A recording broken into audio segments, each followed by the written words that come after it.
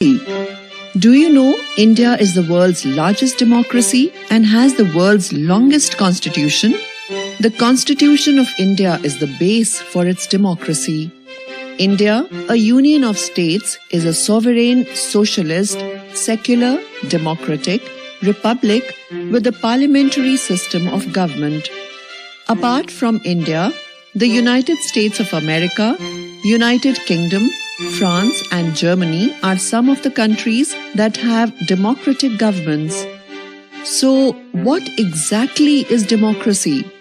According to Abraham Lincoln, democracy is the government of the people, by the people, and for the people.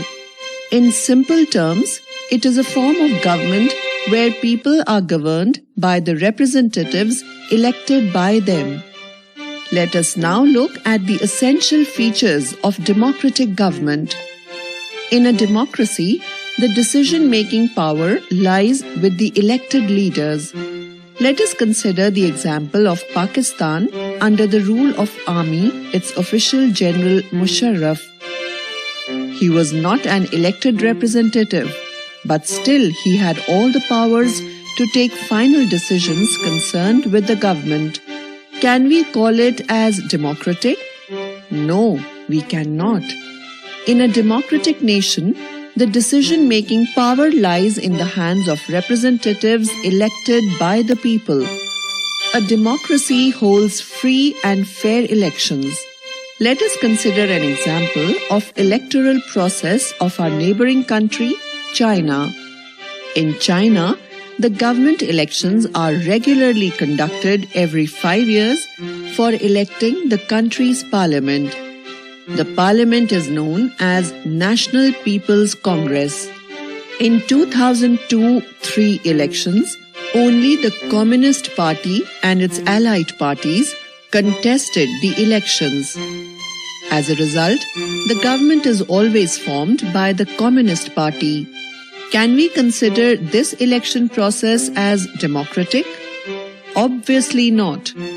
A democracy must support free and fair elections. It means the current government, which is in power, should have a fair chance of losing.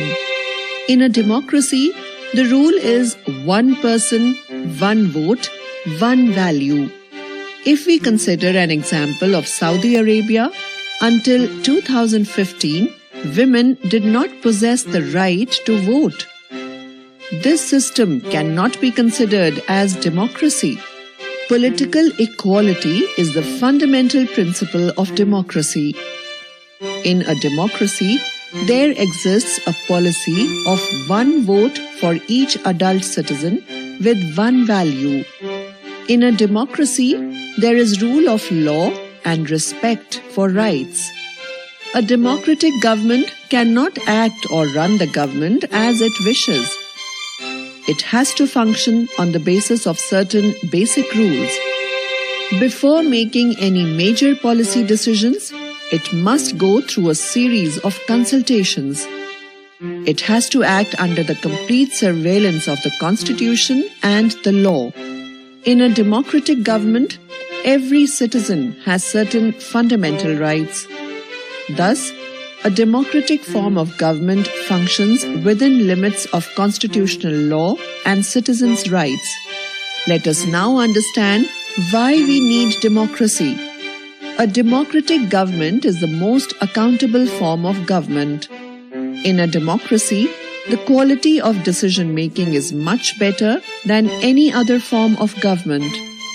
Democracy provides a better way to deal with differences of opinion and conflicts. More than anything, democracy enhances the dignity of citizens. Thus, democracy is better when compared to any other forms of government as it allows us to correct its own mistakes. Let's recap the points we learned.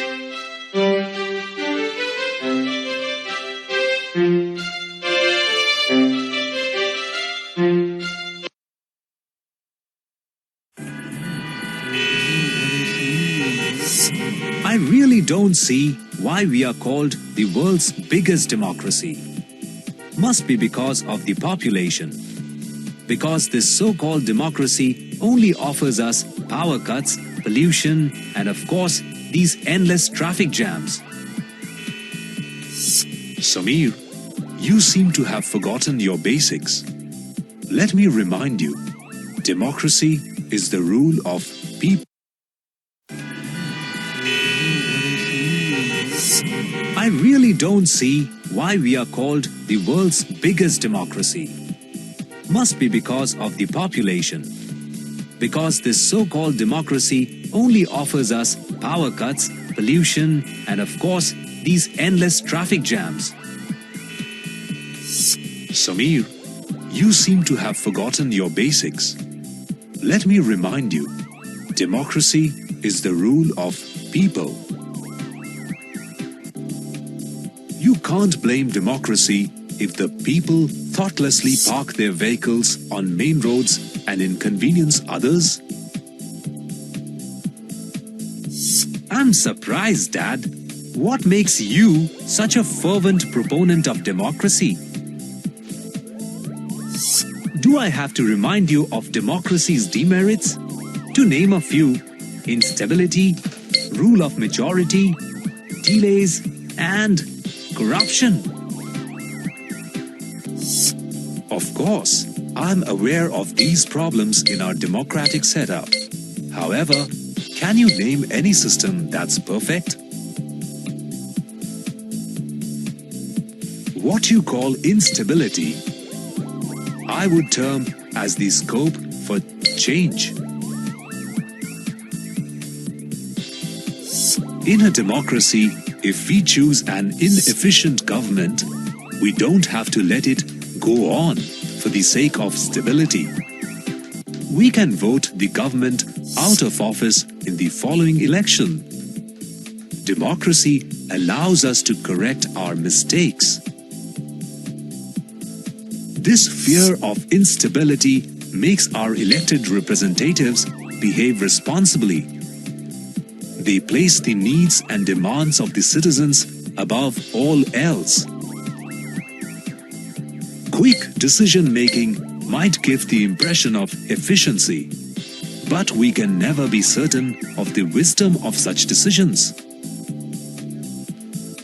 In our democracy, consultation and debates enable our administrators to settle on a decision that is thoughtful and acceptable to all. Before denigrating democracy, you must realize that there is no other system which ensures the peaceful coexistence of such a diverse population as ours. No single party is a permanent winner in a democracy, so every community enjoys an equal chance at governance through their elected representatives. And most of all, democracy is the only system where all citizens, irrespective of the differences between them, enjoy equal rights. Tell me, would you prefer staying in a nation where at every step you are told what to say, what to choose, and what to do? Of course not. You know, I didn't really mean to undermine the importance of democracy. But that's what you did. Instead of lamenting democracy, you ought to find a permanent solution for our traffic woes. You will realize the preciousness of democracy only when you vigorously exercise your democratic rights. And Papa, since you always say father knows best, this time I'd say your father indeed knows best.